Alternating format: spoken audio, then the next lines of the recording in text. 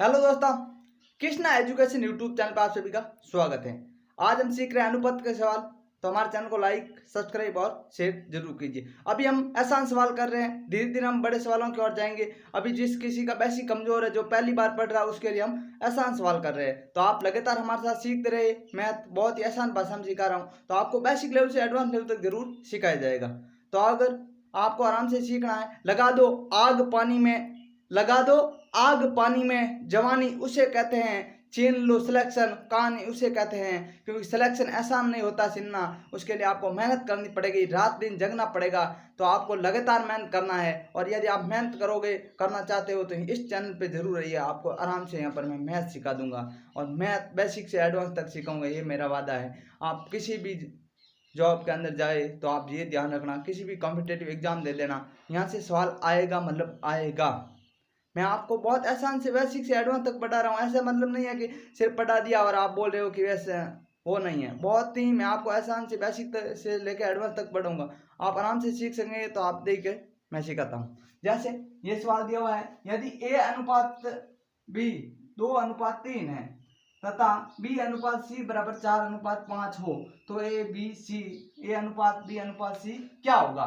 तो आप इस सवाल को करने के लिए बहुत ही आसान है। कब कैसे करना है, इसको लिखना है। पहले ए लिख दिया, अनुपात बी अनुपात सी, ए अनुपात बी अनुपात सी लिख दिया। तो अब ए अनुपात बी कितना है, 2:3, यही है। तो हमने लिख दिया 2:3। अब बी अनुपात सी बोला 4:5 है, तो हमें यह लिखना है 4:5 लिख दिया। अब अनुपात के सामने अनुपात है ही, ठीक है। अब इस तरफ क्या लिखना है, जो ये यहाँ 4 है ना, वो यहाँ 4 लिख देना है। और यहाँ पर खाली है ना, तो यहाँ पर 3 है ना उस तरफ, तो 3 यहाँ पर लिख देना। यानी ये अपने साथ 1 3 और ले रहा है। अब आप ऐसे भी कर सकते हो, या आप ऐसे डायरेक्ट गुणा कर सकते हो, इससे इससे, बीच में से बीच में, और 3 का इससे। मतलब आपको तिरछा भी गुणा कर सकते हो, ठीक है। तो पर यहाँ ऐसा तरीके से कर सकते हो, इसलिए मैंने ये से करवाया। अब क्या करना है, अब आपको 4:8 अनुपात 4:12 अनुपात 5:15, यानी कि गुणा करना ऊपर वाले के नीचे से। अब ये हो गया हमारा अनुपात 8:12:15, ये हमारा आंसर हो गया है। इसी तरह एक और उदाहरण ले लेते हैं। जैसे यहां पर दे दे कि ए अनुपात बी हो जाए 3:4। ए अनुपात बी कितना हो गए, 3:4, और बी अनुपात सी हो जाए 5:7। 5:7, तो ए बी सी ज्ञात करो। तो अब इसको कैसे करना है, अब समझ लेना। आपको पहले में समझ में नहीं आया, तो आप इसको बहुत आसान तरीके से समझ लेना। ऐसे ही सवाल भी आते हैं, ऐसी बात नहीं है कि ये आसान सवाल है। सिंपल सवाल नहीं है, सिंपल है, जिसको करना आता है उसके लिए सिंपल है, नहीं तो आसान नहीं। पहली बार कर रहा है उसके लिए मुश्किल है ये सवाल। आपको आता है इसका मतलब आपके लिए सिंपल है, चाहे कितना बड़ा सवाल क्यों ना। तो आपको इनको सीखना है। जैसे ए अनुपात बी अनुपात सी। अब ए अनुपात बी कितना दिया, 3:4, तो यहां लिख देना 3:4 लिख दिया। अब बी अनुपात सी कितना दिया, 5:7। बी 2 बार दिया है, तो अब आपको तिरछा गुणा करना है, 5 × 3। ऐसे गुणा नहीं कर सकते, इसलिए इस 5 को यहाँ पर लिख देना है, इसके सामने भी 5 लिख देना। ये 5 है तो यहाँ भी 5 लिख देना। यहाँ पर 4 है तो यहाँ आगे भी 4 लिख देना, लिख दिया।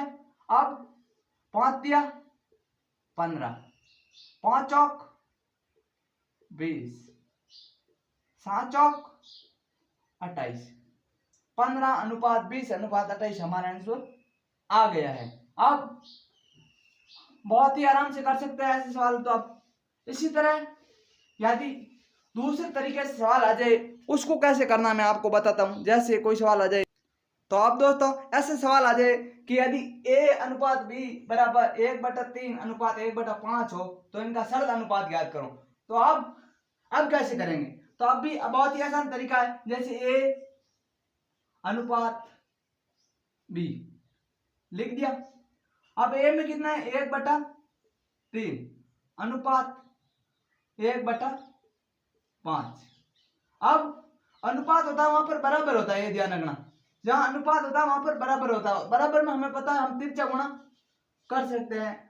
जैसे a अनुपात b का हम तिरछा गुणा करेंगे, 5 एकम 5, इसका इससे, इसका इससे, तो 5 और 3 का a से गुणा करेंगे 3, तो हमारा आंसर है a अनुपात b 5:3 आ जाएगा। तो यहाँ लिख देता हूं मैं a अनुपात b बराबर 5:3।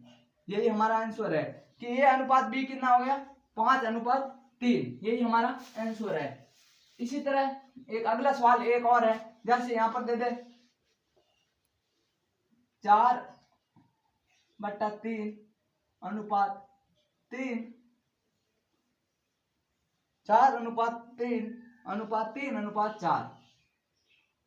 तो अब इसको कैसे करेंगे, तो इसको करने के लिए वही तरीका है पहले वाला ही, जैसे a अनुपात b लिख दिया। अब 4/3 अनुपात का अनुपात 3/4।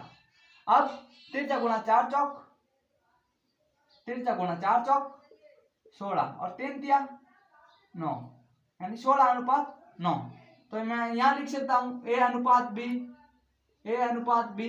16:9।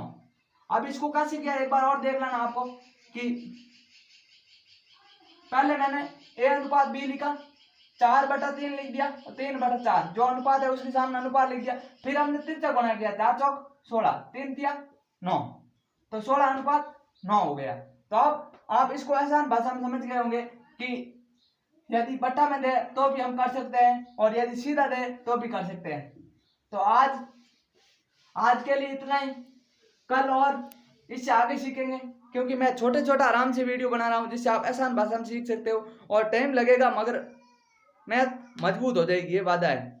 तो आप लगातार सीखते रहे और कमेंट बॉक्स में जरूर बताइए आपको कैसा लग रहा है, आपके लिए हम कैसे सवाल और लेके आए जिससे हम मोटिवेट होते रहे और आपके लिए लगातार क्लासें बनाते रहे। तो थैंक यू दोस्तों।